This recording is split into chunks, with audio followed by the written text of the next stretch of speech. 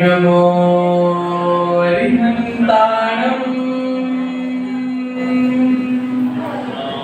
नमो सिद्धाणं नमो आयर्याणं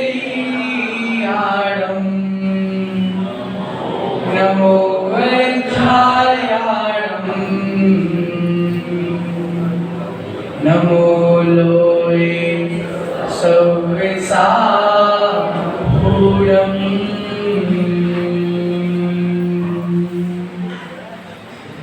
वन्दितु सर्वसिद्धे ध्रुवमचलमहुं पद्ये भोज्यामि समय पाहुड मिळमो श्री केवली भयम्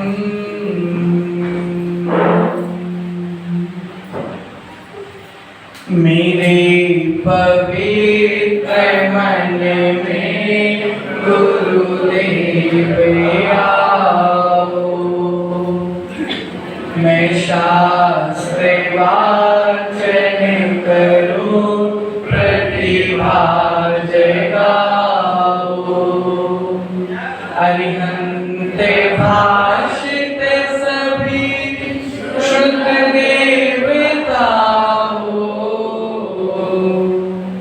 क्या बोलना अब मुझे तुम ही बताओ क्या बोलना अब मुझे तुम ही बताओ।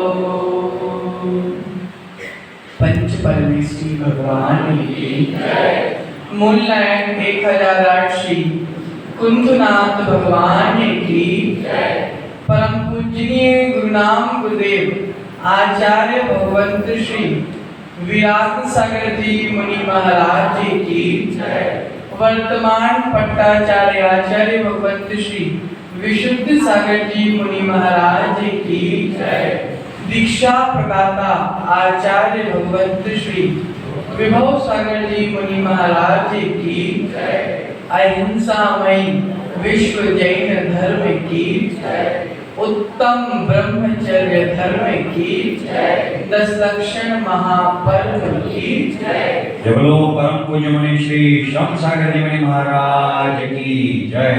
मुनि संघ की जय। प्रियात्मन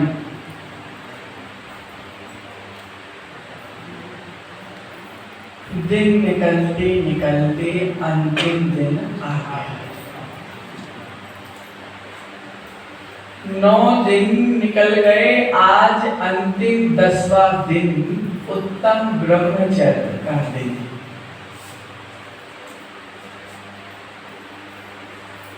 आचार्य कह रहे हैं कि भीतर में बैठा अशुभ परिणाम, भीतर का बैठा अशुभ परिणाम ही कुशील है। भीतर बैठे गंदे परिणाम ही कुशील है, और जहां कुशील है वहां अब्रह्म है, और जहां अब्रह्म है वहां उत्तम ब्रह्मचर्य आ नहीं सकता। चाहे वह हमारे अशुभ परिणाम क्रोध रूप के हो, चाहे वह अशुभ परिणाम मान रूप के हो, चाहे वह अशुभ परिणाम माया और लोभ के रूप में हो, लेकिन जहां अशुभ परिणाम है वहां अब्रह्म है, और जहां अब्रह्म है वहां ब्रह्मचर्य नहीं। आचार्य कुंद स्वामी ने कहा कि जो जो पर नारी पर नजर डालता है, जो जो अपने जीवन में पर को देखता है, जो जो दूसरे को देखता है वह ब्रह्मचारी है। क्या कहा बुद्ध भगवान ने? जो पर नारी को देखता है अर्थात पर को देखता है, दूसरे को देखता है, वह व्यभिचारी है। और जो माँ अपनी आत्मा को देखता है वह सच्चा ब्रह्मचारी है। प्रियतमन, अपनी उम्र से बड़ी नारी को माँ के समान, अपने से छोटी नारी को पुत्री के समान और अपने बराबर की नारी को बहन के समान को हम अभी तक ब्रह्मचर्य मानते आ रहे। इसी को मात्र ब्रह्मचर्य मानते आ रहे। लेकिन आचार्य कह रहे हैं यह तो ब्रह्मचर्य का ऊपरी रूप है, लेकिन स्वयं की आत्मा को जानना। किसको जानना? स्वयं की आत्मा को जानना, स्वयं की आत्मा को पहचानना और स्वयं की आत्मा में रमण करना और स्वयं की आत्मा में लीन हो जाना सच्चा ब्रह्मचर्य।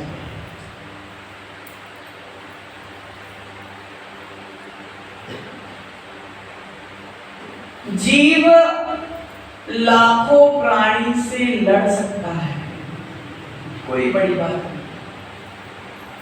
दूसरे से हम लड़के दूसरे को जीत सकते हैं, दूसरे से हम गाली देकर सामने वाले को हम जीत सकते हैं, दूसरे के प्रति हम गलत भावना रख के छल के माध्यम से, कपट के माध्यम से दूसरे को जीत सकते हैं। लेकिन आचार्य कह रहे हैं दूसरे को जीतना अब्रह्म है। दूसरे को जीतना अब्रह्म है और स्वयं को जीतना उत्तम ब्रह्म है। दूसरे को जीतना आसान है, लेकिन स्वयं को जीतना बहुत कठिन है। आचार्य कार्तिकेय स्वामी कार्तिक अनुप्रेक्षा में लिख रहे हैं हाथी के दांतों को पकड़कर खींचना कोई बहुत बड़ी बात नहीं। हाथी के दांतों को पकड़कर खींचना कोई बड़ी बात नहीं है।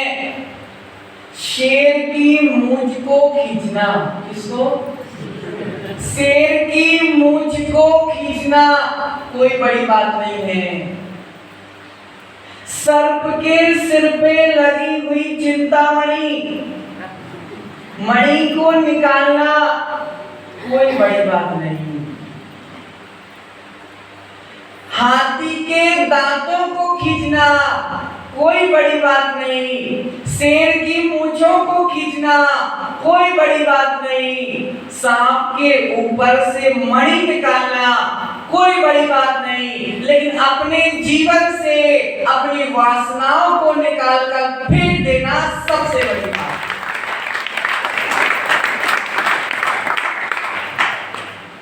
जो चमकता है वह बिकता है, जो चमकता है वह बिकता है। जो मोती चमकते हैं वह मोती बिकते हैं। जो मोती चमकते हैं वह मोती बिकते हैं। मोती की कीमत चमक से है। मोती की कीमत चमक से है और साधना की कीमत ब्रह्मचर्य से है। कितनी भी कोटि कोटि भव तक कठिन से कठिन तप कर लेना, लेकिन अगर जीवन में ब्रह्मचर्य नहीं है तुम्हारी सारी साधना मिट्टी के बराबर। सारी साधना मिट्टी के बराबर। शरीर में जो चमक है वह ब्रह्मचर्य की चमक है। जब जीवन से ब्रह्मचर्य चला जाएगा शरीर की सारी चमक अपने आप चली जाएगी। जीवन से ब्रह्मचर्य चला जाएगा, शरीर में बीमारी आना चालू हो जाएगी। प्रिय बंधुओं, उत्तम ब्रह्मचर्य इन व्रतों का राजा, धर्म का राजा, फलों का राजा आम, पशुओं का राजा शेर, पक्षियों का राजा मोर। उसी प्रकार धर्म का अगर कोई राजा है तो वह है ब्रह्मचर्य। हमारे जीवन की संपत्ति है हमारा शील, हमारे जीवन की संपत्ति है हमारा ब्रह्मचर्य। शील के साथ, ध्यान रखना, शील के साथ अगर तुम्हारे जीवन में शील है, कटोरा लेकर अगर घर घर भीख भी मांगना पड़े तो भी तुम महान। शील के साथ अगर तुमको घर घर कटोरा लेकर भीख भी मांगना पड़े तो तुम महान हो। लेकिन शील अगर जीवन में नहीं है और अगर राजा का सिंहासन भी तुमको प्राप्त हो जाए तो उस सिंहासन की कोई कीमत नहीं।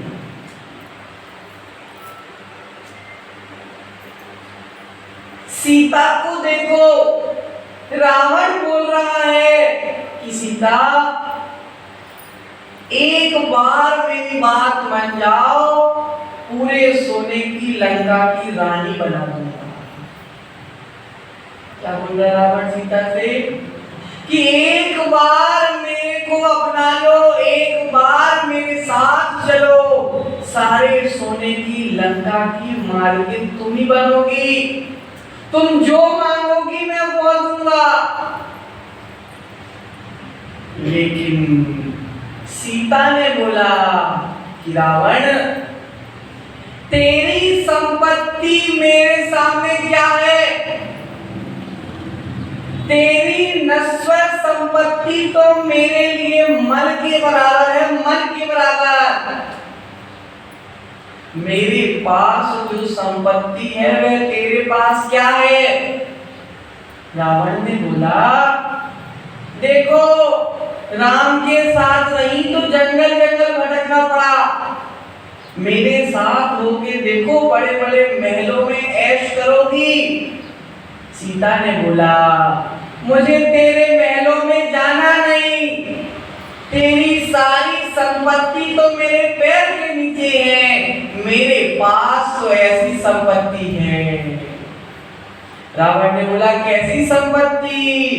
सीता ने बोला, मेरे पास मेरे ब्रह्मचर्य की शक्ति है, मेरे शील की शक्ति है, मेरे शील के आगे तेरी सारी संपत्ति कचरा है, कचरा।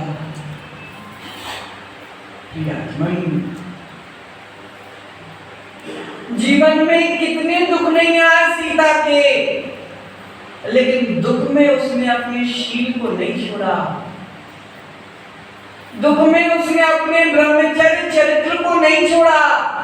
इसीलिए आज सीता हमारे मुख में बैठी है, आज द्रौपदी हमारे मुख में बैठी है, आज मनोरमा हमारे मुख में बैठी है। क्यों? चाहे सीता हो, चाहे द्रौपदी हो, चाहे मनोरमा हो, ये सब हमारे मुख में क्यों बैठी हैं? आचार्य कह रहे हैं, इन्होंने वैभव को नहीं अपनाया। सीता ने, द्रौपदी ने, मनोरमा ने अपने वैभव को नहीं अपनाया, उन्होंने अपने जीवन में वैभव को नहीं अपनाया, उन्होंने अपने जीवन में ब्रह्मचर्य को अपनाया। इसलिए आज सबके मुख में उनका नाम बैठा।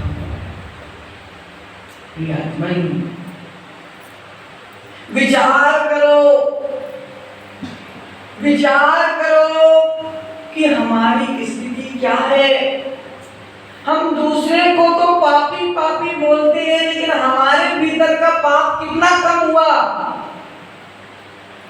चिंटू भैया, सब लोग दशहरे में रावण को जला के जाते हैं। सब लोग दशहरे में रावण के पुतले को जलाने जाते हैं। तभी दिल में हाथ रख के पूछा कि रावण का पुतला जलाना चाहिए कि हमारा पुतला जलाना चाहिए? हम रावण से कम हैं क्या? नहीं सोचा। केवल रावण को बुराई का बना दिया, सब उसके पुतले को जला रहे। जो बुराई रावण में थी, क्या वह बुराई तुम्हारे भीतर नहीं है? तुम्हारे पुतले को नहीं जलाना चाहिए क्या? ओहो, तुमने अपने भीतर झांक कर नहीं देखा, तुमने भीतर की गंदगी को नहीं देखा। जो भविष्य में भगवान होने वाला है, उसके जीवन की बुराई देखकर तुम उसका पुतला जला रहे हो। ध्यान रखना, रावण तो भविष्य का तीर्थंकर है, लेकिन तुम्हारे भीतर बुराई नहीं गई तो रावण तो भविष्य का तीर्थंकर है और बाकी सब भविष्य के तिर्यंची हैं। क्योंकि दूसरों की गंदगी हमको दिख रही, रावण ने जीवन में क्या गलत किया हमको दिख गया। रावण ने जो गलती की वह हमको नहीं दिखी, हमारे भीतर वह गलती नहीं है क्या? रावण की नजर तो एक पर पड़ी, रावण की नजर तो मात्र सीता पर एक पर पड़ी। अभी तक हम उसका पुतला जलाते आ रहे हैं और हमारी नजर न जाने कितनों पर पड़ी, हमारी नजर कितनों पर पड़ी। तो क्या हमारा पुतला नहीं जलना चाहिए? ओहो, अपने भीतर भी तो झांको। हमने दूसरों को तो बहुत देखा, दूसरों की बुराई हमने बहुत निकाली, लेकिन हमने अपनी बुराई कब निकाली? आचार्य कह रहे हैं, दूसरों की बुराई निकालना, दूसरों को सुधारना अब्रह्म है, और स्वयं की बुराई निकालना, स्वयं को सुधारना और स्वयं के जीवन को महान बनाना ब्रह्मचर्य है।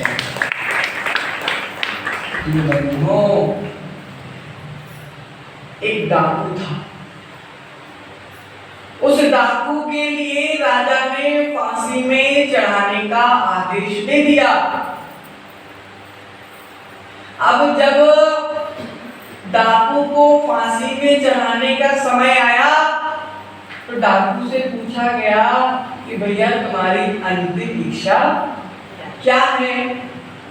डाकू ने बोला, मेरी अंतिम इच्छा बस इतनी है कि मुझको फांसी में कोई ऐसा व्यक्ति चढ़ाएगा जिस व्यक्ति ने कभी पाप ना किया। मुझको फांसी में ऐसा व्यक्ति चढ़ाएगा जिसने जीवन में कभी चोरी ना की हो, और मुझको फांसी में ऐसा व्यक्ति चढ़ाएगा जिसने जीवन में कभी अब्रह्म ना किया हो। राजा ने बोला ठीक है। कोतवाल को बुलाया गया, भैया तुम तो बहुत अच्छे हो ना, इतने साल से राज दरबार में काम कर रहे हो, तुम चढ़ा दो फांसी में। कोतवाल ने बोला, मैं तो नंबर 2 का काम करता हूँ। राजा ने बोला जाओ। फिर बुलाया गया मंत्री को कि भैया तुम तो पूरे राजपाट का लेखा जोखा करते हो, तुम तो ईमानदार हो ना। उसने बोला, महाराज मैं तो राजकोष से अपना कोष का भर लेता हूँ, आपको भी पता नहीं चलता। पीछे हट गया। अब पुरोहित अर्थात राज पंडित को बुलाया गया, वे तुम तो पूजा पाठ करने वाले हो, तुम तो मुहूर्त निकालने वाले हो, तुम तो सच्चे होगे। उसने बोला, महाराज जो ज्यादा देता है उसको कभी भी मुहूर्त दे देता हूँ, और जो कम देता है उसको घुमाता रहता हूँ। अब कोई ईमानदार नहीं। अब नंबर आया राजा का। सबने मिलके बोला हम तो कैसे भी हैं, आप तो राजा हैं, आप तो ईमानदार हैं, आप ही चढ़ा दो। राजा ने अपनी मुंडी कर ली। डाकू फांसी के फंदे के बगल में खड़े खड़े हंसा। डाकू ने बोला चढ़ाओ भैया, समय हो रहा। सबका मौन हो गया। मैं भी अच्छा नहीं, मैं भी अच्छा नहीं, मैं भी अच्छा नहीं। डाकू ने बोला अगर सब डाकू हैं तो फांसी मुझे अकेले को क्यों? सभी डाकू हैं, सभी बुरे हैं तो फांसी मुझको क्यों? यही स्थिति वर्तमान की हमारी है। किसी एक व्यक्ति से कोई पाप हो गया तो हमें पापी पापी पापी पापी पापी कहते कहते पूरे गांव में, शहर में, नगर में गा दिया। लेकिन स्वयं के आत्मा से तुमने नहीं पूछा कि वो अकेला पापी है कि उससे ज्यादा बड़ा पापी मैं हूं? नहीं पूछा। ये आत्मा नहीं। खुली मुट्ठी के चोरों की गिनती कम है। क्या कह रहे हैं आचार्य? खुली मुट्ठी के चोरों की गिनती कम है, लेकिन बंद मुट्ठी के चोरों की गिनती बहुत है। जिनकी बात खुल गई उनको हमने बदनाम कर दिया, लेकिन जिनकी मुट्ठी बंद है उसको बदनाम नहीं कर पाए। कोई बात नहीं, लेकिन जब कर्म का थप्पड़ पड़ेगा ना तो उसकी इज्जत कहीं बचने वाली नहीं है। कर्म का थप्पड़ बहुत तेज पड़ता है, इतना तेज पड़ता है ना पेशाब निकलती है ना जंगल में, इतना तेज थप्पड़ पड़ता है। भोगो, कितना भोग सकते हो? जितना मक्कारी करके, जितना छल करके, जितना कपट करके तुमने प्रसन्नता और खुशी मनाई है, अब उससे डबल ट्रिपल दुखों को भोगना पड़ता है। प्रियात्मन, स्वयं को देखना ब्रह्मचर्य है।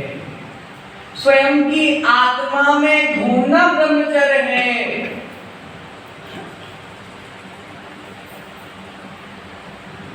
मुनि तो कोई भी बन सकता है। क्या बोल रहे? मुनि तो कोई भी बन सकता है, लेकिन सब क्यों नहीं बनते? यहाँ जितने बैठे कोई मुनि बनने में असमर्थ नहीं है, सब स्वस्थ हैं। लेकिन मुनि सब बन सकते हैं, लेकिन सब क्यों नहीं बनते? क्योंकि तन का मुनि बनना आसान बात है। क्या करें जिनवाणी? तन का मुनि बनना आसान बात है, लेकिन मन का मुनि बनना बहुत कठिन बात है। अगर मन में पाप है तो तन में पाप दिख जाएगा। अगर मन में पाप है तो तन में पाप दिख जाएगा। इसलिए आचार्य कह रहे हैं तन से भी नंगा होना है और मन से भी नंगा होना है, तब कहीं जाकर ब्रह्मचर्य हमारे जीवन में आता है। अगर मन में पाप है तो तुम कपड़ों का त्याग कर ही नहीं सकते, क्योंकि मन का पाप कोई नहीं देखता, लेकिन तन का पाप देखने सब बैठे हैं। सब मजाक उड़ाने बैठे हैं, सब धर्म की हानि करने बैठे हैं। स्वयं के मन में गंदगी और हम दूसरे के मन की गंदगी साफ करने जा रहे हैं। आचार्य कह रहे हैं पहले स्वयं की गिरवान में झांक कर देखो कि मैं कितनी शुद्ध आत्मा हूं। अगर तुम इतने ही शुद्ध होते तो संसार में नहीं भटकते। अगर तुम इतने ही शुद्ध होते तो संसार में नहीं भटकते, तुम भी कहीं बिच्छी का मंडल लेकर मोक्ष मार्ग पर चल रहे होते। स्वयं के भीतर कमी है और दूसरे के भीतर हम कमी निकाल रहे हैं। प्रियात्मन, हम दूसरों की कमी निकाल रहे, हमको लग रहा कि हम बहुत अच्छा काम कर रहे, लेकिन आचार्य कह रहे हैं दूसरों की कमी निकालकर तुम अपने ब्रह्मचर्य को नष्ट कर रहे हो। प्रियात्मन, जब तक मन में वासना का कपड़ा पड़ा हुआ है, जब तक मन में कषायों का कपड़ा पड़ा हुआ है, जब तक मन में पापों का कपड़ा पड़ा हुआ है, बाहर से कितने भी कपड़े उतार लेना, मुनि कहलाने वाले नहीं। मुनि बनना, बाहर से तो रूप कोई छोटा बच्चा भी ले सकता है, लेकिन जैसा रूप और जैसा मन, जैसा रूप और जैसा मन एक छोटे बालक का होता है, वैसा ही रूप और वैसा ही स्वरूप और वैसा ही मन दिगंबर संत का होता है।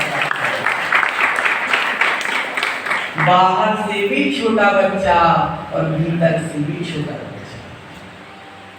छोटे बच्चे को ना कषाय आती है, ना पाप आता है, बिल्कुल निश्चल प्रवृत्ति होती छोटे बच्चे की। और बाहर से भी छोटा बच्चा जिस प्रकार निर्विकार होकर पूरे गांव में घूम के आ जाता है बिना कपड़ों के, वैसा ही मुनि भीतर से भी निश्चल होता है और बाहर से भी निश्चल होता है। छल का काम नहीं। क्या ढाकोगे? अगर मन में पाप आ गया तो मुनि क्या ढाकेंगे? कुछ नहीं ढाकते, छोटे बच्चे की तरह मोक्ष मार्ग पर बढ़ते जाते हैं। मन को संभालना, मन को संभालना ही ब्रह्मचर्य है। मन संभल गया तो सब संभल गया। मन के हारे हार है और मन के जीते जीत। मन जीत गया तो इंद्रियां जीत जाएंगी, और अगर मन नहीं जीत पाए तो इंद्रियां जीतने वाली नहीं है। अपने जीवन की तुलना किसी छोटे से करोगे तो दुखी हो जाओगे। भैया, एक बच्चा फटे जूते पहनकर गांव में घूम रहा था। बगल से एक व्यक्ति निकला जो मस्त जूते पहना था। उसने मस्त जूते वाले को देखा तो दुखी हो गया। उसके पास इतने अच्छे जूते हैं, मेरे पास फटे जूते हैं। रोने लगा बेचारा। और जैसे ही रोने बैठा, बगल से दूसरा व्यक्ति निकला जिसके पैर में जूते ही नहीं थे। उसने सोचा मेरे पास तो फटे जूते हैं, उसके पास तो जूते भी नहीं है। मुस्कुराने लगा। अर्थात अपने से ऊंचे को देखोगे। जीव अलग अलग हैं, अलग अलग जीवों का अलग अलग पुण्य है और अलग अलग जीवों का अलग अलग भाग्य है। जो तुम्हारे भाग्य में होगा शायद वह उसके भाग्य में ना हो, और जो उसके भाग्य में होगा शायद वह तुम्हारे भाग्य में ना हो। इसीलिए आचार्य कह रहे हैं अपने से ऊंचे को मत देखो, अपने से नीचे को देखो। अगर सुख चाहिए, अगर हम ऊंचे को देखते रहेंगे तो हम अपने आप बर्बाद होते रहेंगे। उसके पास ये है, मेरे पास क्यों नहीं? उसके पास बड़ा मकान है, मेरे पास क्यों नहीं? उसके पास 2 गाड़ी है, मेरे पास क्यों नहीं? और अगर छोटे को देखेंगे, उसके पास तो मकान ही नहीं है, मेरे पास तो मकान है ना। उसके पास तो गाड़ी नहीं है, लेकिन मेरे पास तो गाड़ी है ना। उसके मन में कषाय है, उसके मन में पाप है, उसका भाग्य खराब है, लेकिन मेरे मन में कषाय नहीं है, मेरे मन में पाप नहीं है, मेरे भाग्य में तो है। और हम अपने जीवन को अपने हाथ से ही बना भी सकते हैं और हम अपने ही हाथ से अपने जीवन को खराब भी कर सकते हैं। अब हमको करना क्या है? गए व्रत, गया पर्युषण, 10 दिन की चांदनी फिर अंधेरी रात। 10 दिन की चांदनी फिर अंधेरी रात। ध्यान रखना, अगर तुमने 10 दिन में अपने मन में कुछ लेके आ गए, 10 धर्मों की शिक्षा अगर तुम्हारे मन में आ गई, तो तुम्हारे सारे जीवन में चांदनी। और अगर 10 दिन में तुम्हारे भीतर नहीं आई, तो गए 10 दिन, कल से अंधेरी रात चालू हो जाएगी। अब अपने जीवन को अंधेरी रात बनाना है, अगर अज्ञान की अंधेरी रात बनाना है कि ज्ञान की चांदनी चमकाना है, ये हमारे ऊपर है। इसी मंगल भावना के साथ परम पूज्य गुरुदेव विभव सागर जी महाराज की जय।